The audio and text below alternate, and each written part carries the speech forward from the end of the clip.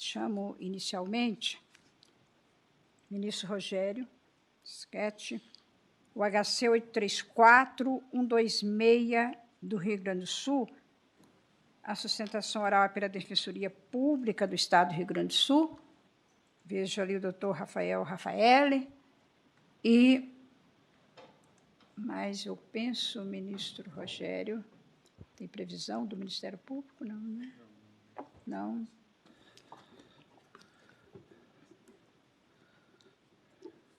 Que o presidente relator pode orientar e ajudar Vossa Excelência. Cumprimentando o doutor Rafael, defensor público do Rio Grande do Sul, né, sempre nos traz questões importantes. Eu farei a leitura da ementa, que acredito vá ao encontro da pretensão da defesa. Eu digo que o direito a não se autoincriminar, do qual deriva, por lógica, o direito ao silêncio, constitui regra antiga do processo penal de cariz democrático e racional. E, nos dizeres de Ferrajoli, a primeira máxima do garantismo processual acusatório, enunciada por Hobbes e recebida desde o século XVII no direito inglês.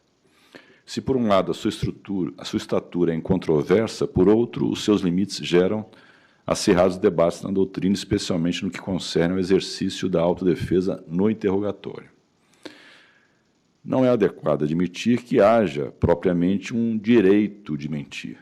A rigor, o que existe é uma tolerância jurídica, não absoluta, em relação ao falseamento da verdade pelo réu, sobretudo em virtude da ausência de criminalização do perjúrio no Brasil, conduta cuja tipificação penal é objeto até de alguns projetos de lei em tramitação no Congresso Nacional. E digo tolerância não absoluta porque, em algumas oportunidades, a própria lei cuida de atribuir relevância penal à mentira ou outras formas de encobrir a verdade.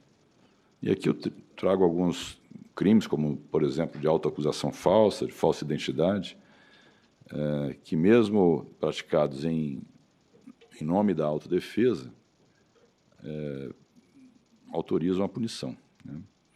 É o que sucede também nas hipóteses em que, para se defender, o acusado comete fraude processual ou coage testemunhas, a evidenciar que, se, por um lado, o nemo tenetur se detegere é garantia fundamental, por outro, encontra importantes limitações no ordenamento jurídico pátrio.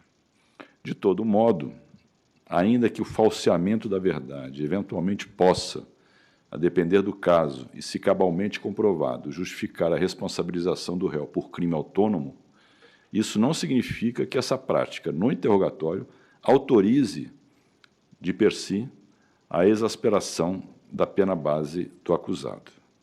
O conceito de culpabilidade como circunstância judicial prevista no artigo 59 do Código Penal está relacionado com a reprovabilidade ou censurabilidade da conduta do agente, de forma que deve o magistrado, quando da aplicação da pena base, dimensioná-la pelo nível de intensidade da reprovação penal e expor sempre os fundamentos que lhe formaram convencimento.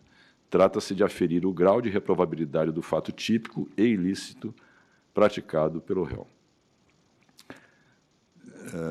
Típico, ilícito e punível.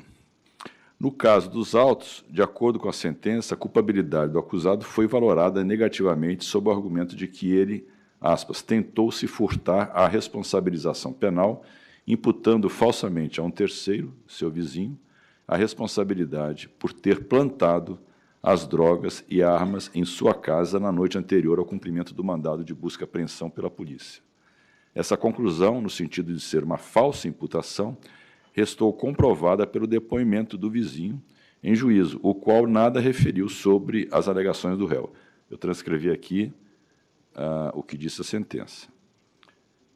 E digo, de início, cabe salientar que a simples circunstância de o vizinho haver negado esses fatos quando ouvido em juízo, na condição de informante, não permite afirmar a falsidade da versão do acusado.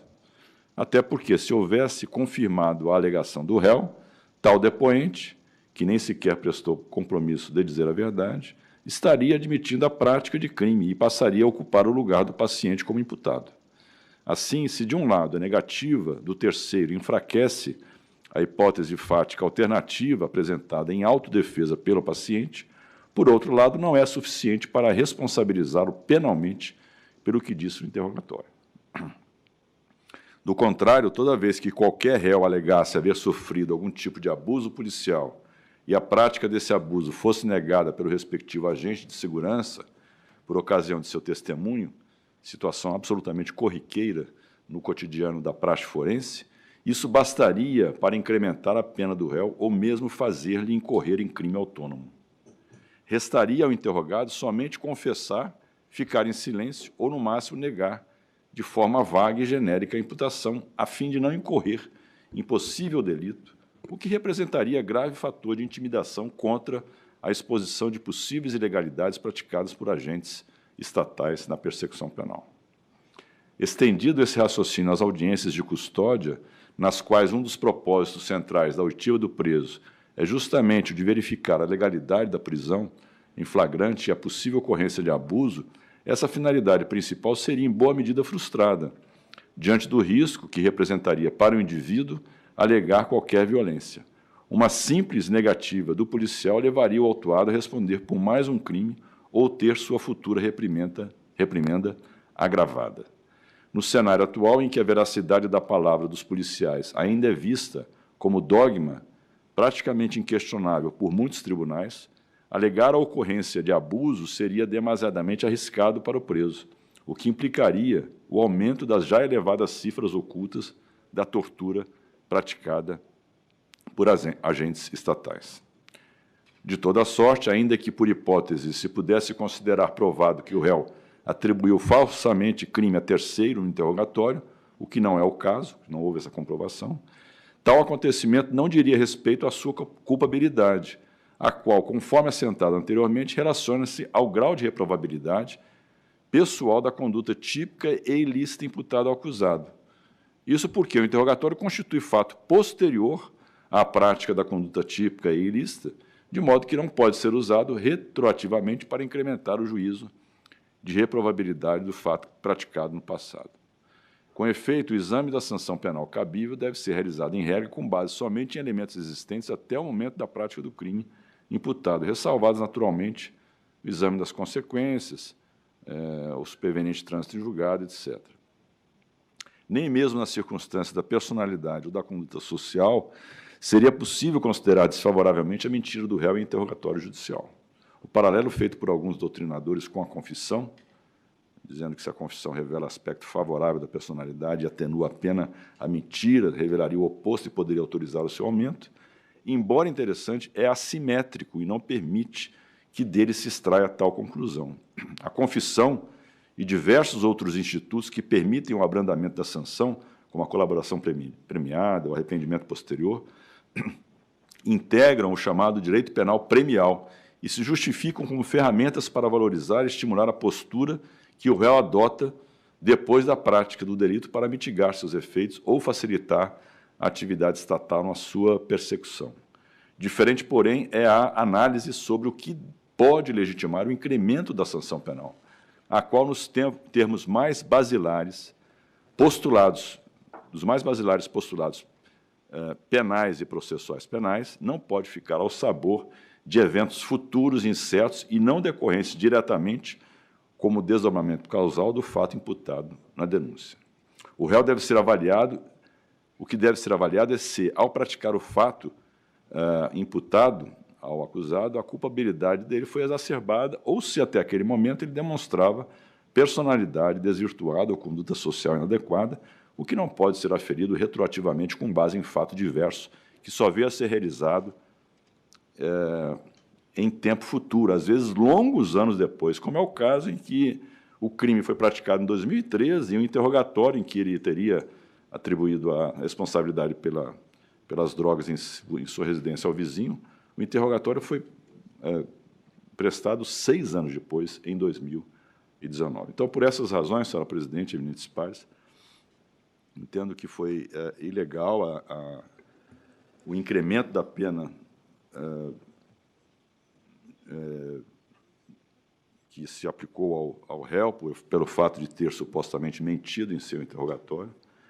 E, por essa razão, eu proponho que se conceda a ordem para reduzir a sanção do réu a 5 anos de reclusão, em regime semiaberto, e 500 dias multa nos autos da condenação objeto do processo aqui referido, ou seja, extirpando o aumento que foi dado na instância de origem. É como voto, senhora presidente. Doutor Rafael Raffaelli, O voto do ministro Schietti atende plenamente o interesse da defesa, né? Inclusive, eu só gostaria de ressaltar assim, que, na própria inicial da impetração, a colega Deise Collet trouxe essa reflexão sobre os abusos policiais, né? E o colega Domingos Barroso, que faria a sustentação semana passada e hoje não se pôde fazer presente, ele até, com menos profundidade, também, na mesma linha do ministro Schietti, que houve aqui uma dupla inidoneidade, porque circunstâncias que não diz respeito ao fato e que diz respeito ao direito ao exercício de defesa. Satisfeita, senhor. Muito obrigado, viu? Ministro Antônio Saldanha. Oi, presidente. Ministro Jesuíno Rissato. De acordo. Eu também acompanho o ministro relator e cumprimentando pelo brilhante voto, né, ministro Rogério, e fico vendo que essas teses têm sempre sido trazidas pela Defensoria Pública, né? É importante esse trabalho aí com relação à aplicação da pena, esse trabalho que tem sido desenvolvido pela Defensoria Pública. Parabéns, doutor. Ministro, muito obrigado, todos, então, excelência. ordem concedida. Presidente, eu só sugiro a divulgação. Ministro Sebastião, perdão, eu deixei Vossa Excelência para... Eu estou quietinho aqui. A divulgação. Tá, já Do estava belo voto sugerida do aqui ministro por do- vários do- colegas a publicidade, não é? É, publicidade, Então, que vai é uma ser decisão feita, que merece ser divulgada. com certeza. Então, ordem concedida para reduzir a sanção do réu, nos termos do voto do ministro relator, decisão unânime.